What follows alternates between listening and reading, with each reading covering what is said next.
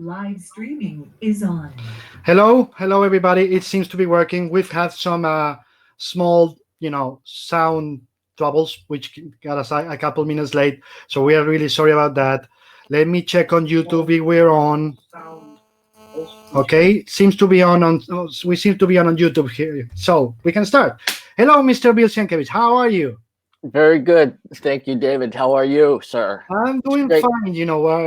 We have the same life problems. We are very late with work, just with different time zones. So when it's late for you, it's early for me. But I normally, like Right. 6 a.m. in the morning, when Paloma wakes up, I'm prepping coffee. Oh, So so are you a night owl by nature, or are you early morning person or a late night? late night, late night. Yeah. I've always been late night. Since I was before on high school. I have really big troubles with my parents because they never got it. But I always needed, like a 4 hours of sleep, 6 stops. If I try to sleep 8 hours, like a regular human being, Right. I have, brain, my head aches, my back hurts. So like I need my 4 6 hours and then move because hyperactive. You Right. know me. I have to be moving all the time. So how Oh is yeah. this? Yeah. You're yeah. How is Uh, this apocalypse been for you? I mean, aside of that, everybody Howard and everybody else tells me, like, this is a boring apocalypse. There's no zombies in the streets. There's no, blood falling off the clouds, anything like that. no, and what's interesting is that whenever you watch like apocalypse movies, like I Am Legend or anything with there's an end of days scenario, you usually see like streets overgrown and cars burned out. It looks like Detroit or some like war had gone on, like a Terminator, but Mhm. it's just completely pristine and empty. It's like very few. I mean, aside from some beaches out here and some shops in the middle of the United States where they're like we're actually warring here with people who don't believe in the masks. I don't know if you're going through some of that as well. No, it's different because here the masks are only because of the scientists, ruling in a way. It's only an obligation to wear masks, when they are in public transportation. I mean, like in subways, trains, Right, buses, etc.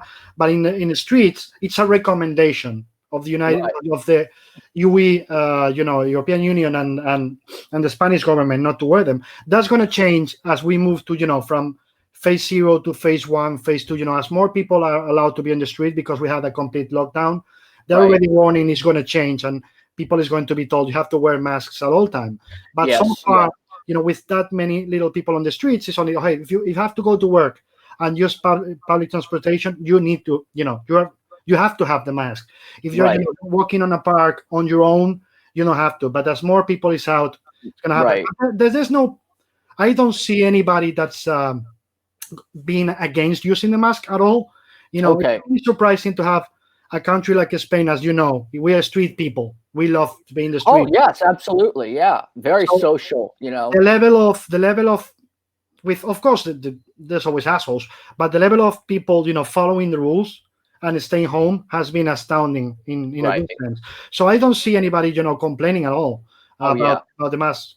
So we're really good at that. Yeah. Well, And it's like the upside is that, school shootings here, because nobody's in school. School shootings have been reduced to zero. That's about the only good news. Maybe, and some animals coming back, reclaiming areas, but it's generally, you know, um, I think this is probably going to go on a little bit longer, especially with where they try to relax the restrictions about people getting out. Because I don't know how things were in Spain, but I know here all of the delays and the hoax and everything that was perpetrated by this administration under Trump, um, they lost weeks, and that consequently has led to a lot more deaths. And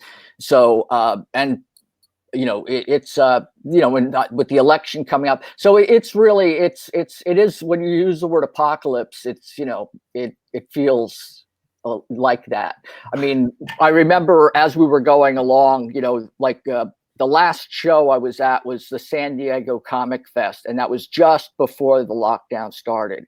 And everybody I was seeing that I hadn't seen in a while, well, they're going, do you have it? You know, and then we give each other a hug. But I learned about 6 different ways to say hello to somebody, you know, from the Vulcan, you know, thing to like, you know, to play like kicking each other on the inside of your feet. And it was just like, you know, doing a dance. It was just silly. But right after that, it started to, you know, they're canceling one show after another. And then when San Diego, I think they're still talking about New York being on, but we'll see.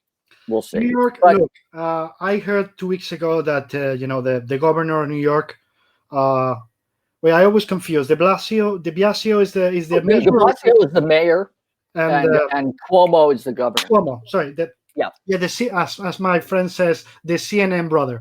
So right, yes, right, yeah, right, exactly. So Cuomo asked Trump to keep the temporary hospitals open until October, even if there's no more cases. So if they're saying I'm going to keep the COVID-19 hospital open until October, do you really think anybody, like 2 weeks later, is going to go to the Javits? Especially considering how the Javits is. We have San Diego Comic Con Center is spread out, huge, a lot of ventilation. The Javits doesn't have any of that. No. So would you want to be inside that place a week or two? Especially remember, where is the artist alley there?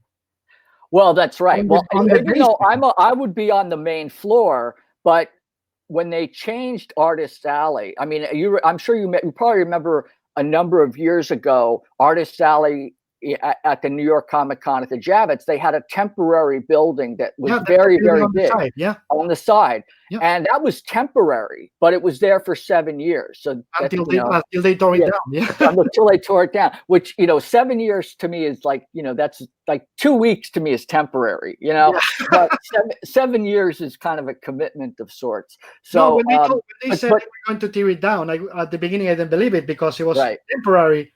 1 year, 3 years, 5 years, 7 years, like, okay, this is going to stay. And then suddenly we're like, out. Yep. You're going to and then they put everybody in the basement and crammed. I think there were at least 150 other artists, from what I think that's the number I heard, who couldn't get any space. It's like everybody's crammed in down there.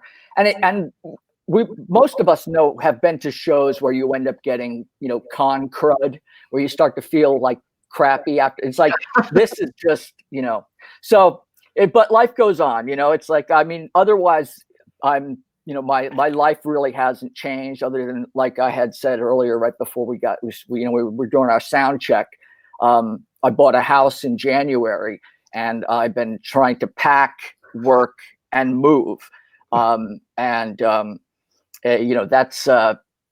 it's kind of crazy. It's very frustrating. The house feels like a dream in a way, But, you're staying in LA, in the new house in LA? Yeah.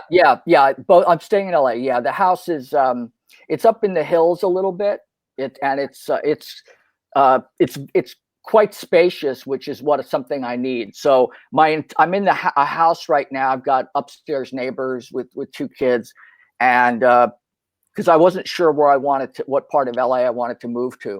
But the second floor of the house is big, and it's bigger than my entire area here. Wow. So I'll actually be able to have a dedicated studio with more room, and I can actually have people over and, to draw and, and then upstairs to, have people over for dinner and things like that. Let's call it the posh way. Socialize. Socialize. Yes, exactly. Well, that's something that I'm not that great at. People don't do regularly. Right. Socialize. Right. Well, it's like I just in the last couple of weeks, I posted a few images from the show I was at with Paul Pope, and Bisley was there. Excuse me. I got the sleep in my eyes. I mean, I've been up working since 3, but yes, it's that's usually when, like, socializing for me is actually going out and seeing people like yourself or other artists, and and hanging out that way, because otherwise I tend to keep pretty much to myself. Yeah. Please tell me the house is going to be close to Chiarello so you can throw rocks at him. Well, I think I don't know quite how close I am to Mark, but we you know, he's always welcome. I think he lives a further out. I'm actually closer to, I think, Dave Mandel. Do you know Dave Mandel? Yeah, of course. Yeah. And there's an actor named John Hamm as well. I know. Yeah, exactly. So so he lives nearby, and I can actually see the actress, the Spanish actress from Modern Family. No, it's not Spanish. It's no, I'm sorry. Yeah, I think Colombian. Okay, yeah, right. Yes, her. The one who takes Instagram photos of her and her daughter's back. Right. Yeah. Exactly. Yeah. I don't remember the name now, but yeah, I'm blanking. Everybody in the chat will tell us the name. Somebody. Yes, exactly. But I can see. I can talking about. Yes. Right. You know, very beautiful, dark-haired raven beauty. Sofia Vergara. Sofia Vergara. Yes. Yes. Right. Yes. I can see her house from because she lives down in a little bit lower in the hills, and so it's but it's nice. I was over there, you know, several months ago, and there are, you know, hawks and other birds flying around, and it's quite open and very well sunlit. So it's going to be a big change. I mean, I'm really looking forward to it. So.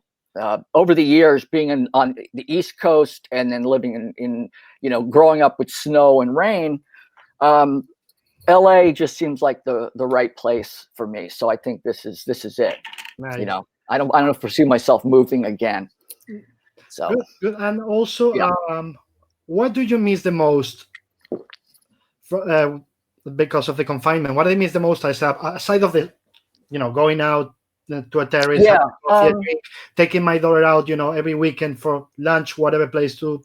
Right. But what I miss is for my brain, you know, cleanliness, is to go to a movie theater and watch a movie on my own. Right. You know, just having those 2 hours to disconnect from the world. Well, I get that. I think for me, it's like I miss because I do tend to like people will have parties. And you know, and I get invited, and what I miss is the option, because usually it's like, if you know, like I might be working and go, you know, I really want to get out of here. I can change, take a shower, get ready, and go to the party for an hour and say hi to people. Mm-hmm. You know, or if somebody calls you up and say, hey, you know, I'm nearby. You want to grab some coffee or something? I mean, I know that's sort of along the lines of the socializing, but the option to do it's like, you know, now it's everything is visual online, and I think it's going to change how we do work too and interact. Well, did you hear about Twitter? About Twitter? Oh no, what's going on there? Twitter told CEO, you know, Dorsey and the guys, they told literally that to their employees that from now on they can work from home. Not only during the pandemic, they literally told them from now on, if you choose to work from home forever, right? You know, Twitter is completely allowing it. So it's like, why do we need the space? Why do we need to? If you do the same work and you're more comfortable working at home, why do we have you in an office? Right. Of course, there's people that is going to need to be. For example, Paloma is an office animal. You know, she needs to be in that environment. But there's some people that, you know, they're comfortable at home. So that's got to change. It's going to change whether the companies like it or not. Some companies, because they're cheap, they're going to try to do it because they don't want to spend the money in the office. But some others are going to say, if I get to work and I do enough time being at home, I'd rather be at home than being in an office. Oh, yeah. Yeah.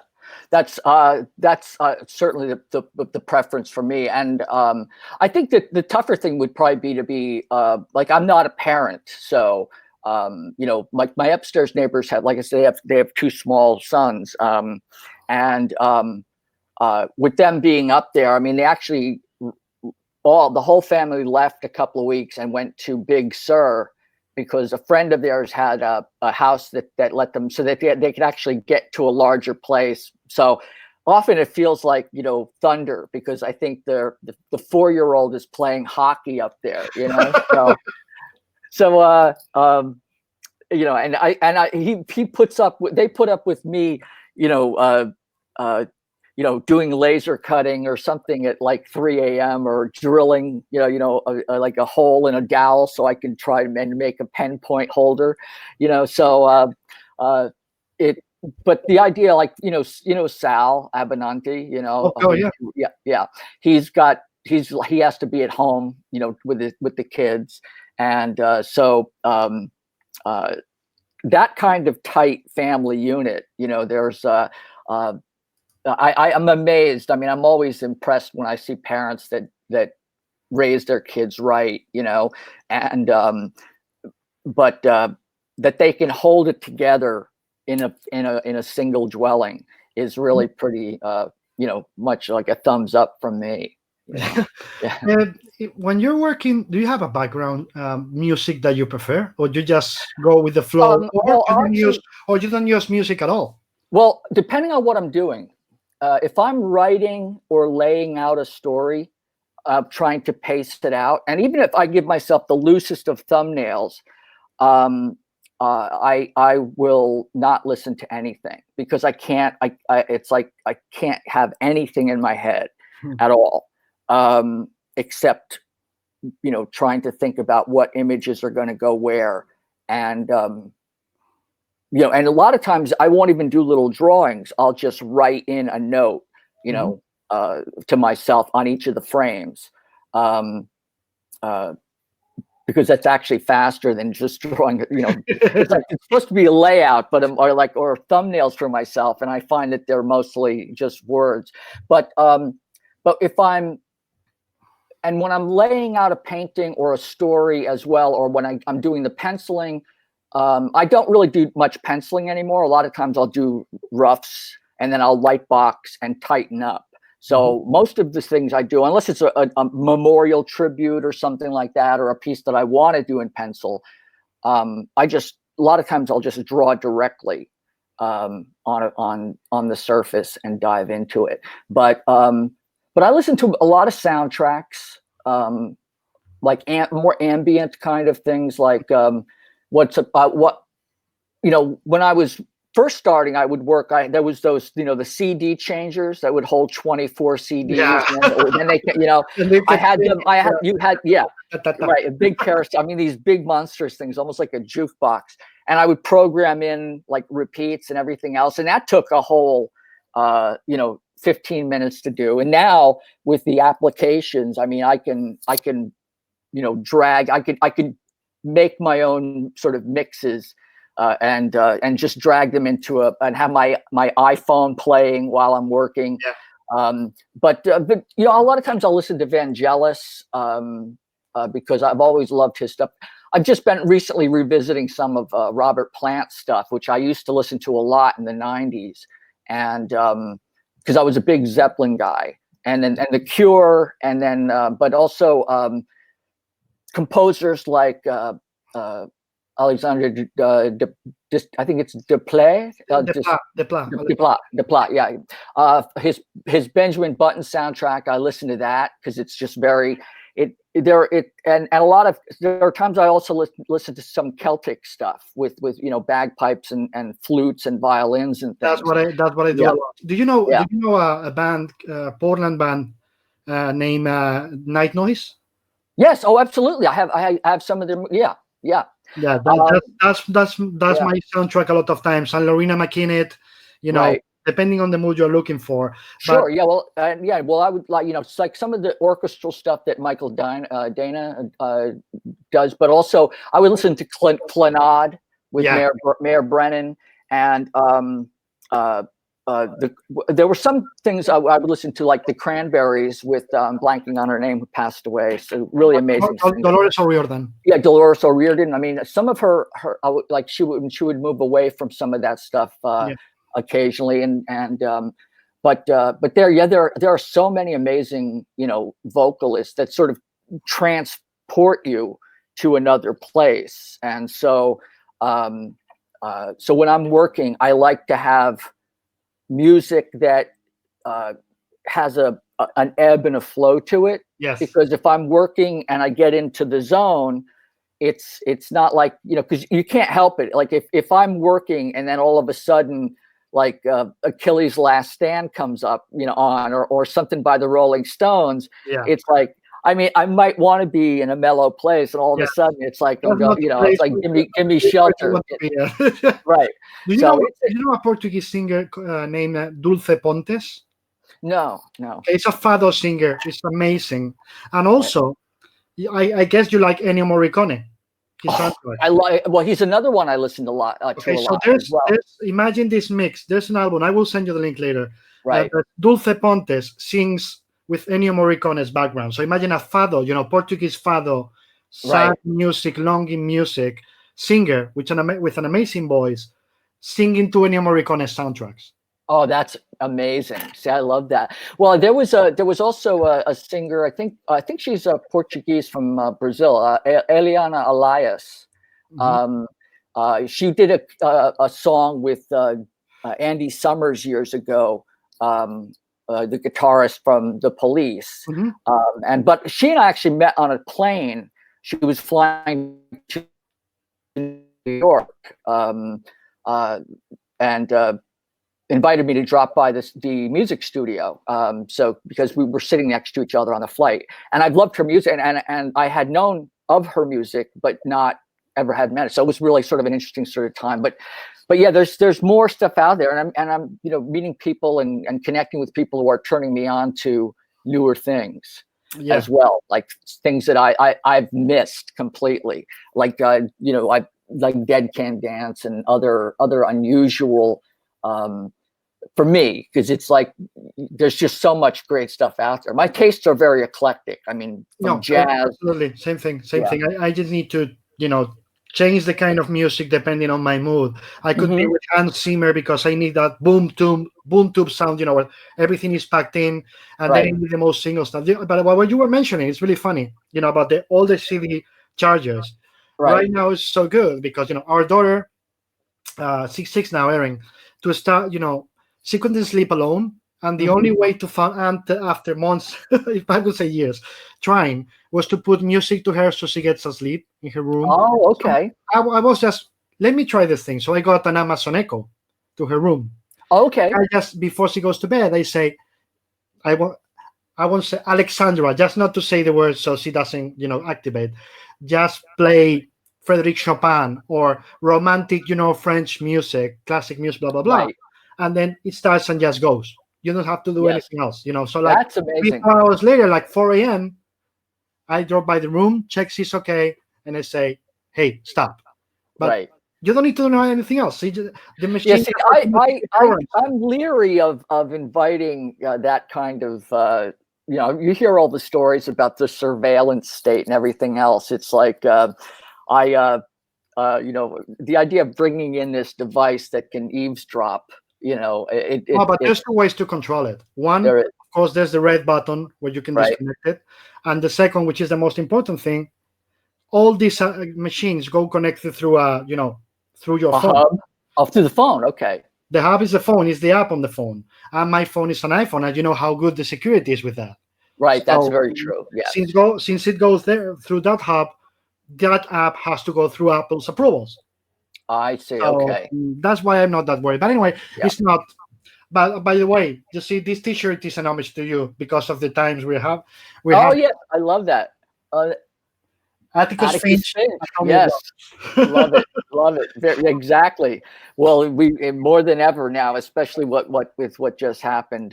God, it's just. I mean, it's what's crazy is that you think about all the comic books that we've read and drawn over the years, where it's where things are so bad, it's like the Fantastic Four and the Avengers can't defeat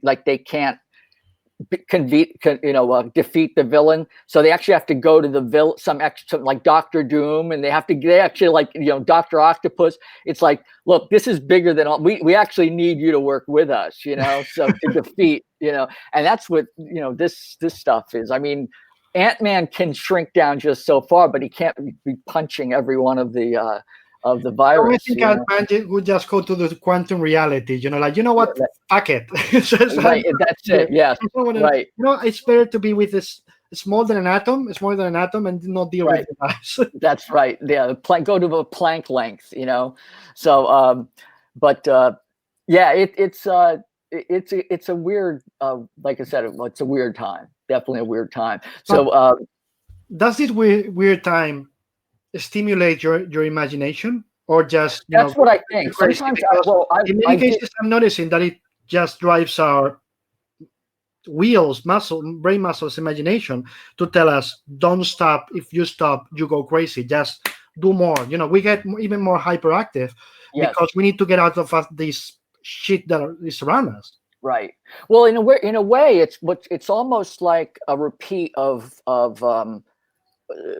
the kind of escape aspect is very much what I was like as a kid, because I like from like either bullies in school or things not going well at home, or just feeling misunderstood. So I would just draw and create. But now we actually have to stay inside, and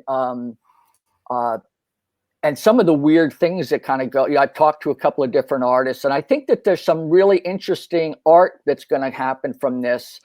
That I think we're so into the dark, we might see a return of things that may be more hopeful, because we've got a lot of dystopian things out there. Maybe things will turn back around where it becomes more enjoyment. I know that different streaming services are offering a lot of things free, and just to keep people engaged. But the downside is like, people talk. I mean, there's even been discussions of drive-in theaters coming back. Mm-hmm. Which I don't know if you've had them in. Yeah. So I mean, we haven't had them in years here. Before I started with you, I read a news that the first movie theater that is going to reopen in Spain is auto driving movie theater in the Valencia area. So it's like, well, that's the way you can open theaters now. So I can understand that's the way. You stay in your car, you're safe.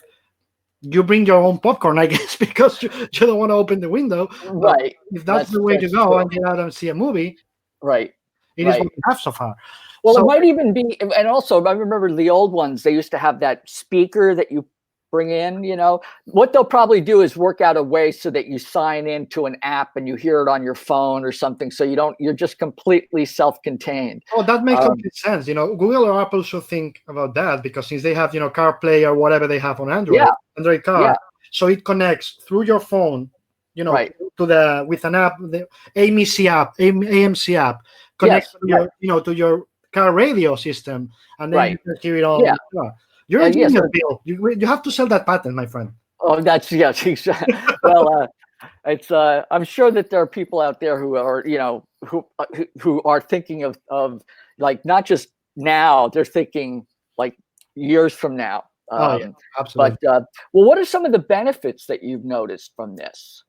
I see that culture is becoming a bigger part of many people's lives. Of course, that the people who doesn't want to have culture in their lives, what can you do? But a lot of people that have disconnected from reading, from watching TV, even many people that I didn't expect was telling me that they had a Danny Boyle, Benedict Cumberbatch, and the guy from Trainspotting. Yeah, they did. Yes. I know who you mean. I'm blanking on his name. The guy from the Last American Sherlock Holmes. Right. The Sherlock Holmes. Yeah, exactly. So they were doing the Frankenstein theater. Yes. Online, where they switch roles. And I loved that. It was crazy. But the thing is that Benedict Cumberbatch didn't matter if he was the doctor or the monster. He just played this scene. But a lot of people I didn't expect watching that. Watch that. And same with a lot of people who you can expect starting to read that comic or that book or seeing that show. Or yesterday Disney Plus announced Hamilton, the Broadway is going to be on Disney Plus. So a lot of people really pumped by that. So I see a lot of people coming back to culture in a big way. So I agree with you. I think creativity is going to have a big, jump. Right. JG was showing me on Monday that he's doing his own work, but at the same time, he has to be confined. He was creating. You gotta watch it just to see how he shows the huge Lord of the Rings paintings he's doing. I've seen them. He's posted them, and one thing I'm glad he's doing so much better, health wise. But yeah, he's been just really making some beautiful pieces, and yeah, and that's sort of what it's inspiring for me is that but the downside is that because I've been doing so many of the memorial portraits, there's quite a few that I want to do, and a lot of them are due. Some of them are due to COVID. Other ones are just like, let's just get past this year and try to hopefully that 21 will be better. But I think you're right, because I think that I know a lot of people that I've met over the years who said that they got into comics when, say they broke their leg and they were, in a skiing accident, and they were in traction or whatever. And then they their mother or father brought in comic books for them to read, or they were in detention, or they were in a place where they just kind of escaped into it. Books, as aside from that. But we need the arts. We really do. I think as a species. And I learned how to read, from comics. Of course, reading Dr. Seuss or whatever, but comics had a lot of bigger words, especially with the Marvel stuff with Stan Lee, Excelsior and everything. Yes. Or even with DC, it's like I remember being 4 years old or 5 in kindergarten, and I saw the word origin, or versus VS. I didn't know it, and there was actually one kid I really didn't get along with at all, and I called him my nemesis.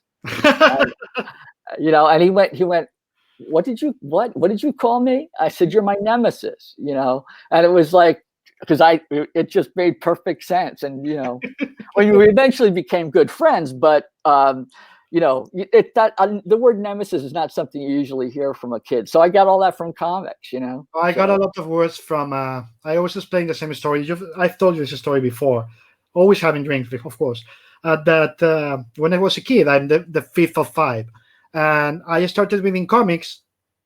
I was be 4 or 5 years old, watching because my brothers love Savage Sword of Conan. So when people tell me what's your first comic you read, Savage Sword of Conan, and they're like, oh, you were older. No. When I was 4. Like, wait, you were reading Savage Sword of Conan when you were 4? Right. That was always, now those were supposed to be, for more mature readers. Like, now, were you reading the comics, or were you also reading the black and white magazines too? They both. Both. Okay. One got me into the other. The comics got me into the other part, because the Spanish edition had the comics first, and then they had the text and all that. The back matter.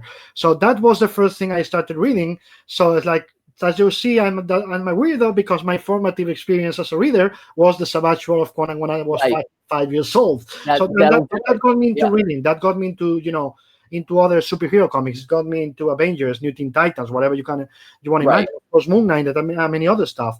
But that's why I'm expecting that happens. A lot of kids at home getting comics, so they are not bored. Aside of the playing, aside of the going out when they can, but getting reader from their parents, because comics are the perfect introduction to reading. It's the perfect introduction. They really are, yeah. And reading novels, to reading theater, to reading whatever. Right. What's the best start than reading comics? Absolutely, yeah. Well, it certainly sparked my interest. I mean, in science fiction. I mean, I was reading Michael Crichton's books in grammar school, and then moving on to some of the classics and things like that, and then science fiction. I would get the year-end anthologies of the best of the year's science fiction, and these big thick paperbacks, and just devour those. Yes. And even there was a writer named James Blish who used to adapt episodes of Star Trek into paperback Mm-hmm. as well. And I even though I'd seen the series, I would read those too. I was just like a sponge, just devouring everything. Okay, So, three yeah. questions. Sure. You cannot say Dune because you've already done it. You cannot say Okay. Crichton because you just mentioned him. So Okay. right now, somebody tells you you can adapt science fiction novel completely free. You can just Does it have to be science fiction, or can it be any writer? first you tell me science fiction and then we go to any writer. Wow. Okay. Yeah. Just think you have. Okay, well, I guess it would have to be something from Harlan Ellison, because he was such a dear friend of mine. So it's like, and he did so many great things. But his stuff has been adapted, so I'd have to think about something that might not have been adapted. Side question: did Harlan yell at you a lot? Oh, he was, yeah, always, but that was how we got along. I know. It's part of the fun of knowing Harlan. I met him only briefly a couple times. Right. But when I was away, people was like, "No, don't worry, that's him. That's part." Well, he and I met many years ago in Toronto. He was a guest at a show. But I had when I was 14, my dog. Of course, your best friend when you're a kid, it's like, a cat or dog, whatever. He was shot and killed by someone. And I was really pretty devastated. And I think I kind of withdrew even more into myself. But I was reading a science fiction collection, and Harlan's A Boy and His Dog was one of the stories. And at the end of it, I just, with the last line, boy loves his dog, it's like the waterworks came. And it was like, and I was able to kind of move on. So when I met Harlan, I told him that story, and he was really like, he got like kind of teared up. I mean, it's like, because he's usually so, like blustery, and we just became like that, so I would see him, all the time, when I'd come to Los Angeles, and we'd talk on the phone a number of times, especially like late at night, when he would call me up after an earthquake to let me know that his house was 3 inches closer to Ventura, that kind of a thing. So, but it's we need. I'm looking forward. Speaking of Dune, I'm really looking forward to seeing the new Denis Villeneuve. You can get any other movie out of this year. Movie 2021. I don't give a shit. Don't touch Denis Villeneuve's Dune. Right. Don't. He's brilliant. He really truly is. I mean, I still, all of his films. I mean, I was turned on to his work, I think, with it was either Prisoners or Sicario. Prisoners. Well, he did, but I forget which one I saw first, because I've seen him a number of times. But of course, Blade Runner 2049, I loved that movie. It was, a lot of people didn't like it, but when it first came out streaming, I worked with that in the background on repeat, because of the soundtrack. It was very reminiscent of Vangelis's stuff. But I'm waiting for the New Mutants movie, because I was working on the poster, and we were all set. I was actually going to go into the studio with the director and do commentary for the DVD or the Blu-ray release, and they started shutting all that down. So there were a number of projects. A lot of things right now are on hold. I mean, that conference call I told you that I had today, like right after this, it's actually another project that is actually going to be going forward. So it's so I think people are sort of, coming out of their it's not even hyper. Yeah, they're hibernate. They're trying to resume a level of normalcy and productivity. I still think that Arrival is the best movie period in the last 10 years. Oh, it's a brilliant film. It really is.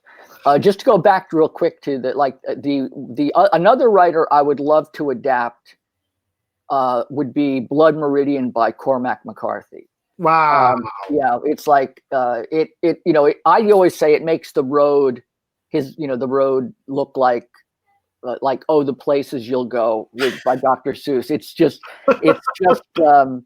you know, it's just a real dark, but it's sort of like Heart of Darkness in some respects, but on horseback. It's really a fascinating read, unusual read. Let's say it. It's hardcore. It's hardcore. Yeah, it absolutely is, and especially the way that he writes it without quotation marks. So it reads in a very strange way, which is off-putting, but at the same time, it really draws you in. So, yeah. So anyway, you said there was a couple of questions. Oh yeah, let me see. Well, a couple more. Paco Hernandez, hello Paco, asks, I have seen you use wax, watercolor, wash, paint markers, and even bleach in the same job. Is there any material that resists you that you cannot, master, or that you are not comfortable working with? Well, I've thought about, I used to do a lot of work in oil, and I love the medium, but I like what you can do with it in terms of glazing and pulling out color, like lightening things up for lighter values. But over the years, I've gotten so used to working in acrylic and water-based medium and building up layers and because with polymers like acrylics, I think, because I loved chemistry as a kid in high school, I also think kind of as a chemist. So I think about what will dissolve this plastic and what kind of effect will that be, and also with water-based media, you can actually build up layer upon layer, and as long as it's the unifying factor is water. It's not like working with oil and then watercolor on top of it where it's a resist. So, but I think I'd never done encaustic, which is hot, like colored hot wax. I've never done that. But I thought about it, and I thought I've already got, like my hands full as it is. So maybe at some point I'll play with it, but yeah, no, the medium is almost not the issue. It's sort of finding the best way to get, what the idea is out. Like the actual act of doing it is, it's partly discovery and it's partly kind of just getting out of the way of thinking about the result and just being in the moment. So it's, painting and drawing, whatever. If I can put a line down and go, that's not right, and then change it or whatever, and go, oh, that's kind of interesting, let me run with that. I don't have to wipe stuff out. I just can let it dry, like that, and paint right over it. So it's funny because the other day, Jeff was telling me the same thing, that he's, just because oil have resisted his for so long, and he's gotten so used, to water-based, that right. I'm going to try to go back to oils just because it resisted me for so long. Right. It's just, I need to do it. Yeah. Well, that's what I thought about that as well. But I think I might wait till I move, because what happens is that if I'm working in acrylic and I'm, and I've got a bunch of like pieces of paper around, and like if I something dries and like on a piece of paper, on a paint, like a blob of paint, it could be washed off. But I've learned the hard way that with oil, because it stays wet, you get a dollop of oil paint and all of a sudden it's everywhere. It just doesn't stay in one spot like with acrylic. Yeah. But there are just such lovely things that you can do with oils, but that's a great idea. Yeah. Paco says, again, I think your work is like that of a great chef in the kitchen. You build and deconstruct one piece of art, sometimes before dawn, continuing experimenting. When you start a comic, do you have in mind, or comic, or I'll add an illustration, do you have in mind what you want to do, or take the opportunity to experiment, or just experiment because it calls for it? I think the there are times I want to experiment, like the series I'm doing with Kelly Sue DeConnick, the Parisian White series. That's been a series of stops and starts and stops with me, because I didn't want to do the same thing that happened with Big Numbers, where I just was relying only on photo reference and 45 different characters. There's not nearly that many characters in the Parisian White story, but also I've been doing a lot of reworking of some of the images, because there's some of the exaggerations of cartooning. So it's like the work is letting me know what it kind of wants to be. So I find that whenever I try to exert my will, or like I want it to look this way, either the story doesn't cooperate, or part of me doesn't cooperate. I fight against anything that feels restraining. So yeah, it even my own, like if I have to do a very tight piece, and I go in there and really, after it's done and I seal it, then I go back into it and just mess with it on top of it, so that it feels like there's a human being there who did it. Yeah. And then there are other jobs where it's just you, like with when I worked with Frank on Elektra, it was back and forth. We would throw each other curveballs. With Alan, with Big Numbers, it was a lot of his story was so tightly woven that there was really no chance for me to go off and do crazy things, because then it wouldn't be that same story. So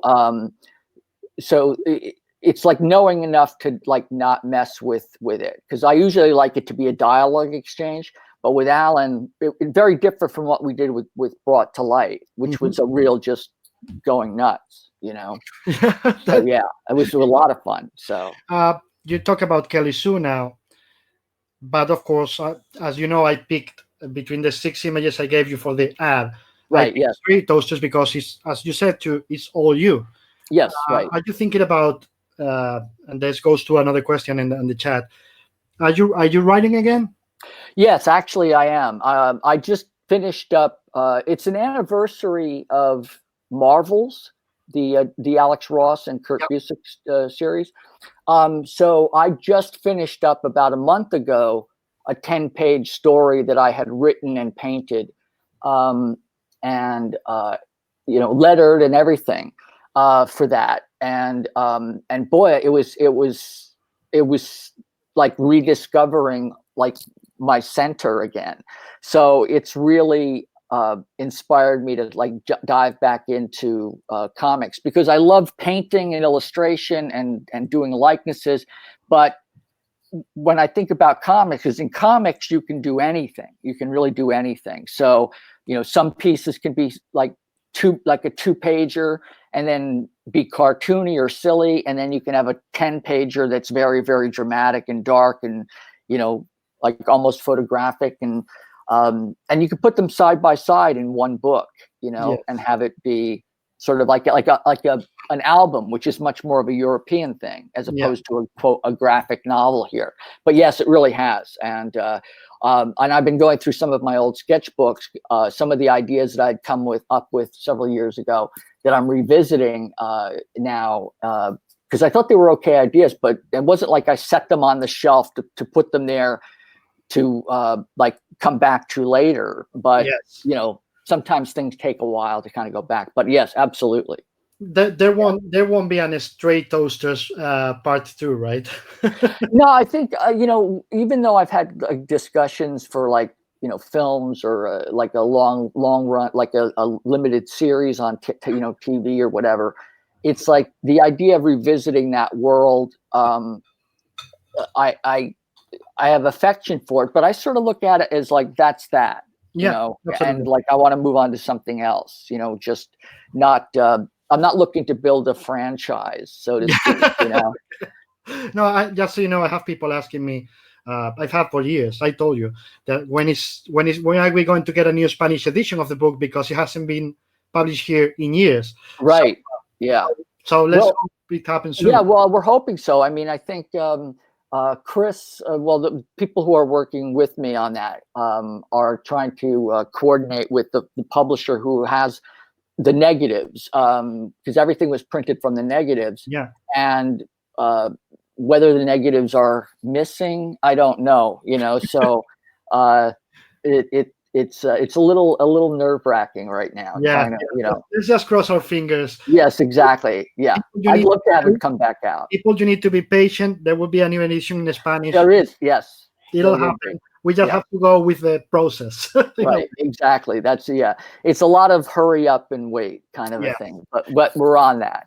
Carolina Bessler was an amazing illustrator. I will show you her work. You will love it. In Spain, she asked, how do you deal with art blocks? Have you suffered from imposter syndrome anytime? What a question. Yeah, I think my response says everything. All the time. Imposter, illustrator, so she had to answer that question. Yes, no, it takes one to know one. Yes, all the time. Especially when I first started out, and because there was a level of kind of an imposter aspect to my work, which was very reminiscent of Neil Adams. But even then, when I started doing more of my own kind of work, because I felt like it was, I was making it up as I kind of went along. I had no great plan. I mean, when I did the New Mutants or Elektra Assassin, when I would sit down to work, the pages would just come out. It was like, and I keep thinking that, like,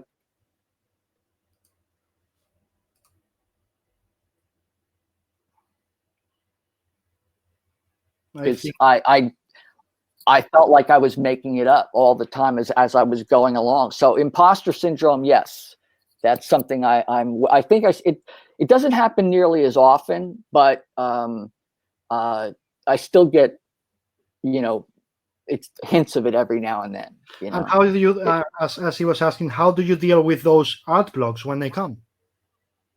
If they come? I think that sometimes, like, I don't get art blocks. What I get is I might get like some story blocks, but then they have to kind of fight through them. With the art, with anything to do with art, I find that because I get bored easily, it usually means I want to change up my style, or an approach, or do something. Like if I've been doing a lot of serious kinds of work, I would go to my sketchbook and just do something silly. Or if I'm working on something that's fun. So, because we need that level of kind of psychic balance or whatever. Yes. And look, there are jobs I've done that I think every artist has done, where it's really, not every piece is going to be, a grand slam home run or a field, a goal. It's sometimes they're going to bounce off the goalpost, but they're in the game. So at the very least, it's like I've done pieces that are, I don't want to say phoned in, but they're not, they're professional. Yes. They're perfectly fine, and that is usually in my own estimation, but to me, it's all about just learning, because it's, as long as I'm learning something as I'm doing it, then something comes out, that is a positive. But artist block, that's sort of, I think right now is the perfect time for people to sort of break out of that. Is because there's nothing but time, absolutely, to do it. Yeah. Mike Hara asks, are there any masters whose art you still study? All of them. I mean, I still study art. Like, I keep finding new artists that I missed over the years. Like when I first started, obviously in comics, there were the Kurt Swans, the Neil Adams, the John Buscema's, the Jack Kirby's. And then you discover artists who influence them. Like Stan Drake, the great comic strip artist, influenced Neil very heavily. So I got to know Stan very well, and then other illustrators, like American illustrators like Bob Peak and Bernie Fuchs, Mark English, and then going back and seeing some of the impressionists that that they were inspired by, and abstract painters like Rothko and Diebenkorn, and Rauschenberg was another big one for me. And now it's like I'm discovering other, since I do a lot of watercolor, like I've just discovered his last name is Flint. I think it's William Gilbert Flint or something. I'm blanking on his full name, but would do these lovely watercolors. In some respects, sort of like Homer, but not quite. So and then there's the whole, when I discovered the whole European group, like Dino Battaglia and Sergio Topi. One of my favorite artists is South American. He passed away a couple of years ago. Carlos Nina. Carlos Nina, yes. Yeah, I was lucky to visit him and become friends with him before he passed, and I adore his work. I think he's a phenomenal, and that there are certain gems and jewels that inspire me to kind of keep pushing out there. We gotta mention from the Argentinian pack. We also have to mention Jorge Zafino. Oh, absolutely, yes, yes, yes, and of course his son is yes, that's genetic material, man. Yeah, exactly, and then Breccia, it's like there's just so many brilliant talents, and again, you look at all the styles. I mean, for everybody from Hergé to Jordi Bernet to Uderzo, who just passed away. It's like the multiple versions of what can be done with this medium is just mind blowing. Yes.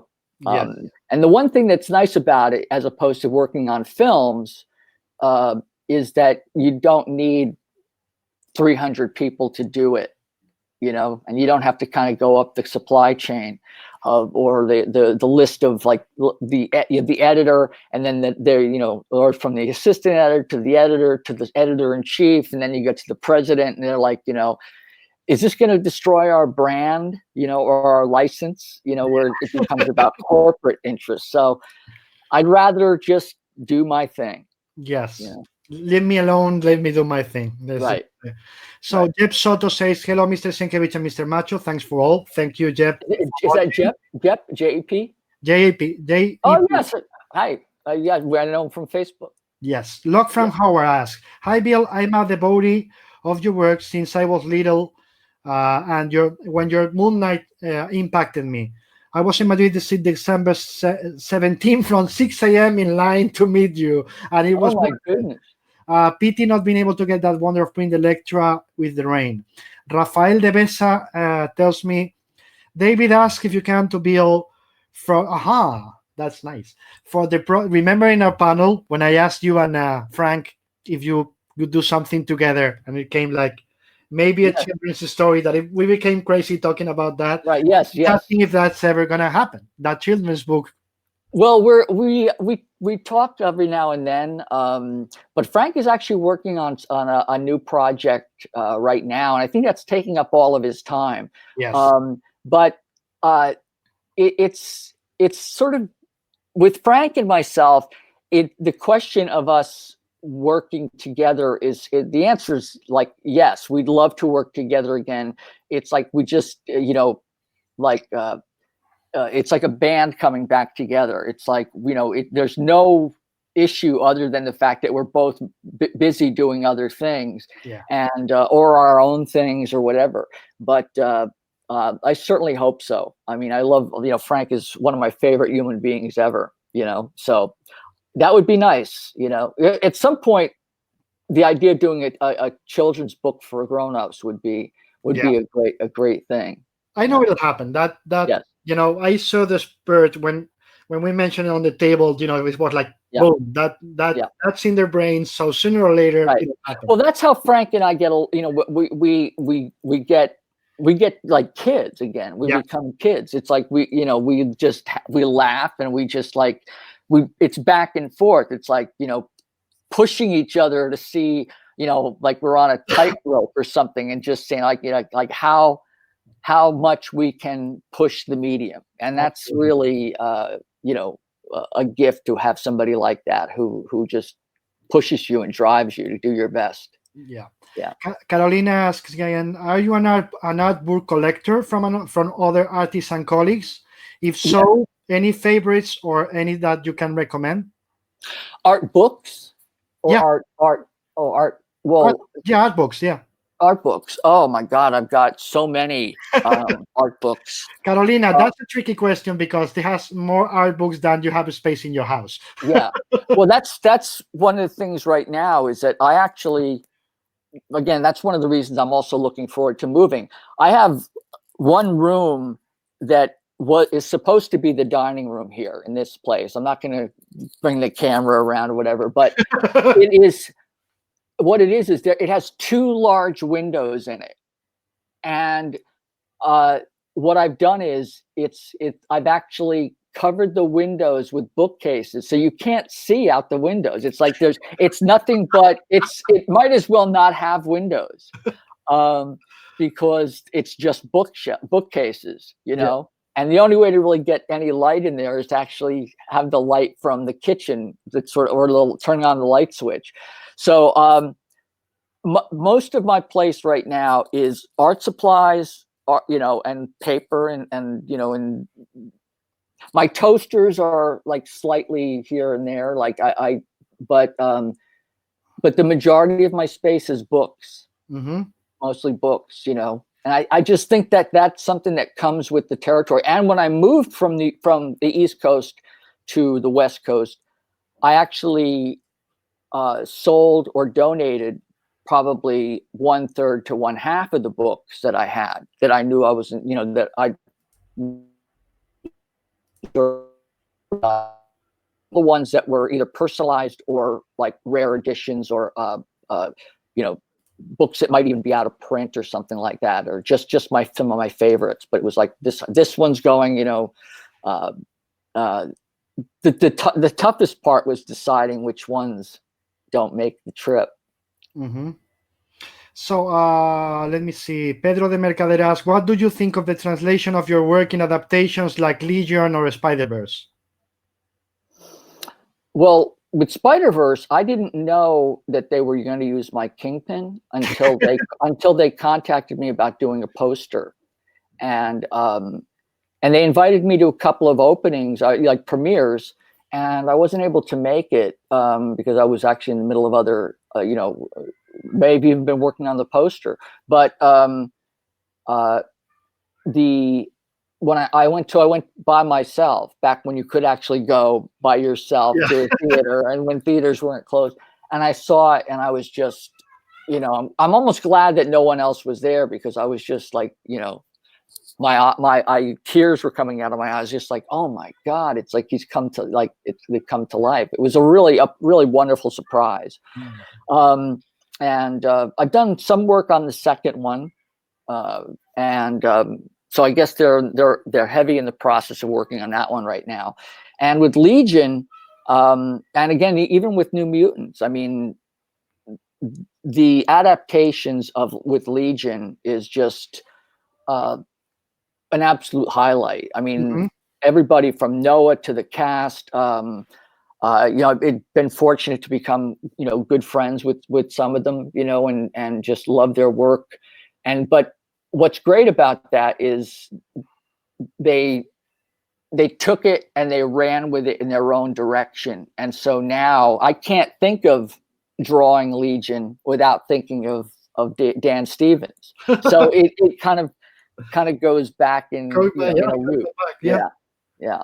So and then with the New Mutants, like, again, when that movie comes out, it's like fans of the Demon Bear saga, I think, will be very, very, very, very happy. It's you know, all the actors are tremendous, and the direction, the writing.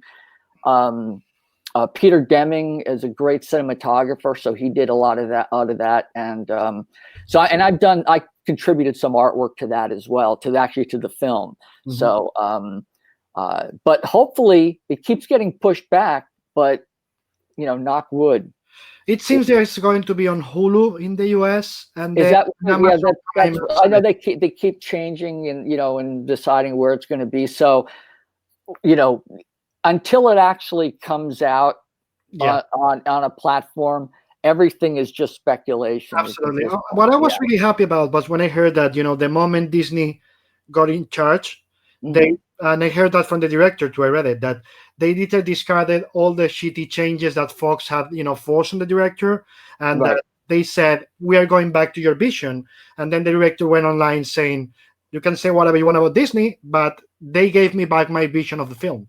So Right. now I'm Yeah. really, eager to see it.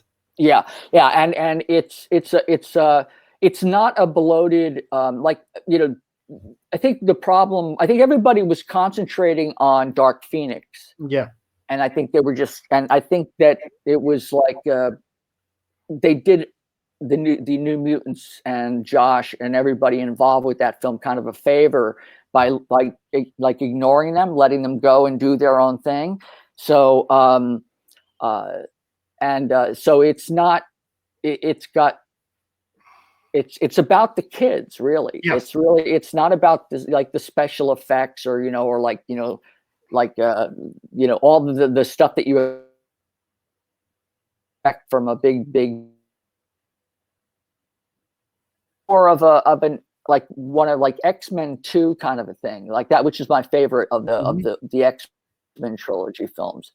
Um, um, not the first one was a little tough to get. I mean, I liked it, but the second film for me, where Yeah, there's the fight in the mansion at the beginning, was yeah. like my favorite, where they go to the lake compound, Yeah, and he has it's a tie for me between X-Men 2 and First Class. X-Men First Class. I love that one too. right, yeah, right, sure, but um, yeah. So the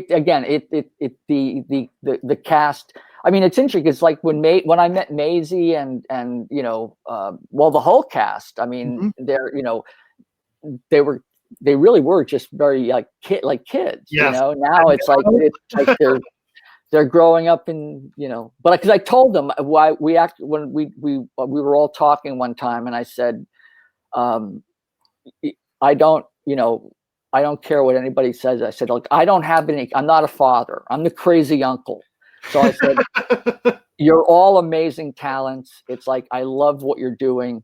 It's like, so if anybody messes with you, they got to go through me first, So it's like, I just, it was like, I tried to show them as much sort of parental support as I could, because it was like seeing my characters and Chris's characters coming to life Yeah. and embodied so perfectly. Like Anya is amazing as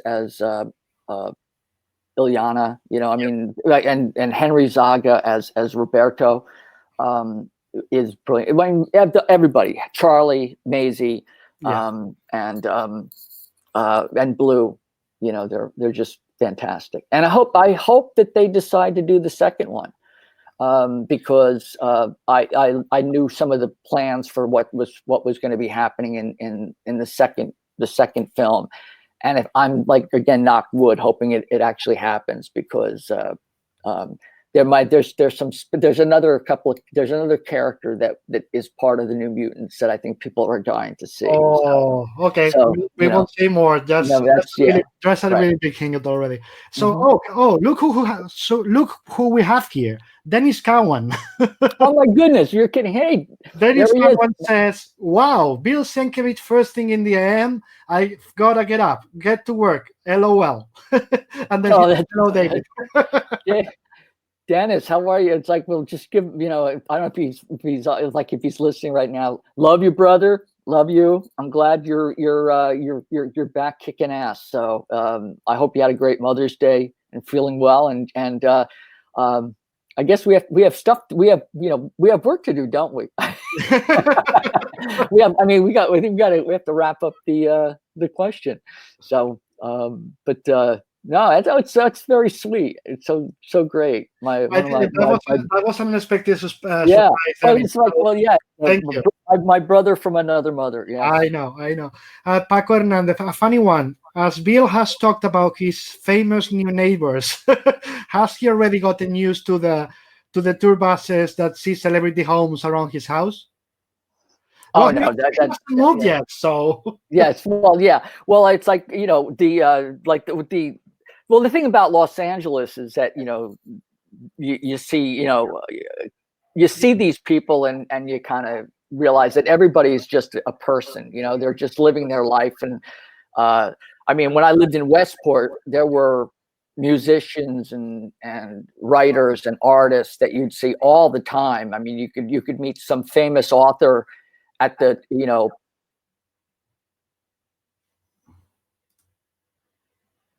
oops, lost the and signal. because it was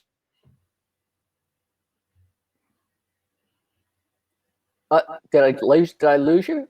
Yes, you're back. You're back. Yeah, I lost you for 5 seconds. Okay, yeah. Okay, yeah. So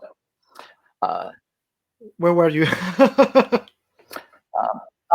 let's see. I was saying, I don't know where I dropped out, but Yeah, but like you realize that these are all just going to celebrities' houses. Yeah, yeah. It's like you just see them. It's like they're just people, and very talented people, really, more than anything else, who uh, who are like just they're living their own lives. But like when I mentioned about Westport, that was where I saw there were a lot of actors and writers and musicians and yes, performers of every sort. That it was a much smaller town, and it was more of a tight-knit art community. You'd see people all the time.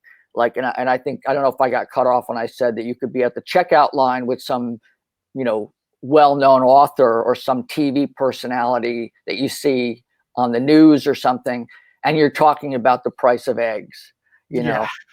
So,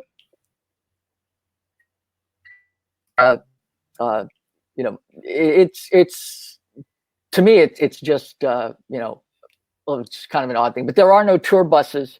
There are no tour buses to my place. It's like at all. Paco is saying that the next it's like time I'm lucky he's I'll around, get. tell the tour guide to say that's where Bill Sienkiewicz lives. So well, one of the things is that from my balcony I can look across like a little bit of a valley, like a depression, and apparently, from what I was told, they actually film pornography on the rooftop by the swimming. There's a swimming pool off in the distance, and so the house comes with it. It comes with a spyglass. So I mean, that'll be something interesting to see it, like, with my coffee and my espresso in the morning. It's interesting. Yeah. Well, yeah. Nice word to say. I don't have any such. It's like, I guess I can adjust. Yeah, really easily to that. Yeah. Jose Enrique Machuca says Straight Toasters is the next volume in my rereading pile. Paula Mentimiglia is a big fan of Nine. Pep Zapata says the name was William Russell Flint. Thank you. That's right. Yes. Yes. Paula right, Ventimiglia says, "Oh my God, I want to read that children's book by you and Frank." Christian Zamora says, "Hi there, David and Bill. Glad to see you guys. Greeting from an Uruguayan artist in Moscow. I'd like to know Bill's opinion on digital formats and the industry's future. Thank you." Yeah, this is a topic that comes up quite often, I think, in terms of the digital formats, and especially under current situations. I think everything going online, there's a plus to that, because I will read my comics online, or I'll read them, with my iPad magazines or whatever. But if I have an art book, I want the actual book to hold on to. So I think people have been predicting the death of comics for a long time. Even the very first day I started working at Marvel, Neil Adams, who was the one who got me sent me over to meet with the execs at Marvel, with Shooter. He said, if comics survive, he goes, they've been predicting the death of comics since before he said he started. So I think what happened partly was that and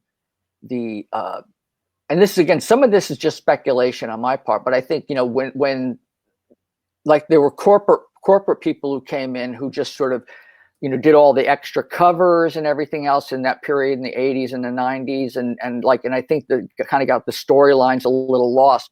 Yeah. But I think that I think the medium, like any real art form, will not go away. It will change form. Yeah.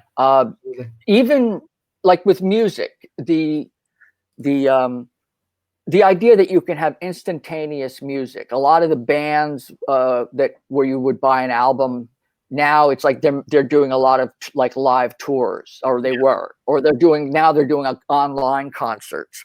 But I used to have vinyl LPs growing up, and when CDs came out, it's like I remember I just got rid of all my albums, and I wish I had not done that, because it's like giving up the old typewriter for a word processor, and then the word with the green type, the really old ones.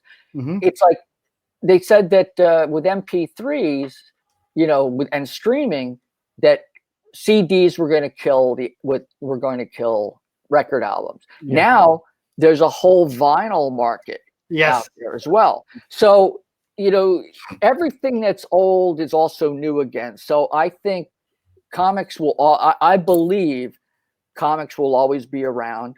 And that's not just whistling past the graveyard for me. I really, truly believe that the medium is eternal, because the need to tell stories. As to whether, like, say, the major big companies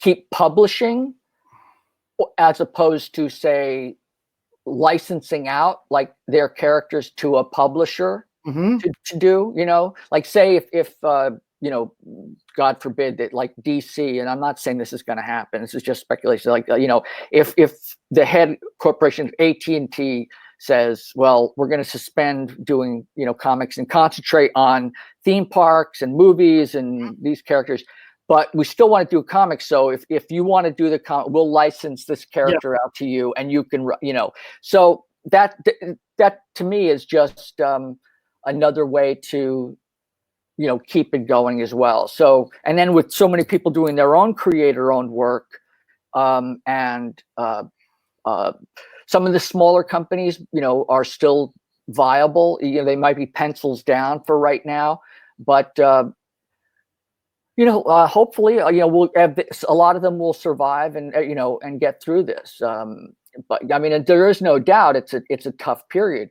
But again, I do think the medium is gonna survive. Yeah, evolve or die, and we are going to evolve, whether or not. People have to do it. Then Jeff Soto says Electro Assassin movie could be amazing. Log from, I'm going fast, guys, because Bill has to leave in like 3 minutes. Then how did you influence how was the creation of the character Warlock in New Mutants? Did you influence the creator at any extent, or design, personality, or that was just Chris? No, that was all me. The visual creation of him was me. That was not, with Chris, it was, he said alien, and I just started running with it. And that's sort of what came out. It was just boom, So. Amazing. Then I'm sorry for the short questions, but again, he has to leave. Then Enrique Rand says, Billy's a legend, I love your art. Pet Zapata says, the radio doesn't stop existing because of the TV. Comics on a physical format will never disappear, blah, blah, blah. Okay, so now last question, and I'm sorry, guys, this is going to be me. Where do you see yourself next? As a creator? Well, as a creator, still, well, to me, it's like, I love this medium so much. I've been fortunate to work outside of, the world in comics, and outside of the world of comics, and do things for galleries or films or TV. But I think, for me, I think I'm coming back to the creator, the thing that I did when I was a kid, which was write and draw my own stuff. So I think that's probably going to end up being like the way I'll probably keep going. Is to it's like Jerry Seinfeld, with having a TV show, but like any comedian, like I'm comfortable in my environment, and comedians are they might have be in a hit movie, but they love going up on stage in a crowd of 30 people, and that's where they feel most at home. And that comics to me are that. Yeah, that's what Ricky Gervais doing, a lot of TV shows, but he has to go back to his stage shows every now and then. Right, exactly, to connect. And same thing with like so many different like perform, like Eddie Izzard or who also acts in film. And I just saw his latest stand-up show in LA last year, and it was great. I mean, so that is the one thing, the communal aspect, and we're doing that online, so it proves what a societal bunch of creatures we are, communal. So this has been, I mean, it's been wonderful, and thank you all of you for being there and this morning. I'm sorry, I wish I had more time, but we tried to bump it up a little earlier so we'd have a little more time. But we can always repeat it. What's that? We can always repeat it one other time. Yes, there we go. We could certainly do that. I would love that. Maybe we could adjust the hours. Yes. Anyway, guys, Bill needs to leave. I want to thank you all for being there. Thank you so much, everybody. And I want to thank Bill. Please don't disconnect, Bill, because I want to say proper goodbye after we're done. Okay. I'm not going to do that. Yeah. But everybody, thank you so much, and thank you, Bill, for being here. Thank you very much. Thanks, everybody. Stay safe, be well, and thank you all for joining David and I this morning. And tomorrow, guys, we have mañana en castellano, we have the great, la grande Aneke con nosotros. Muchas gracias. Hasta mañana. Thank you. Goodbye.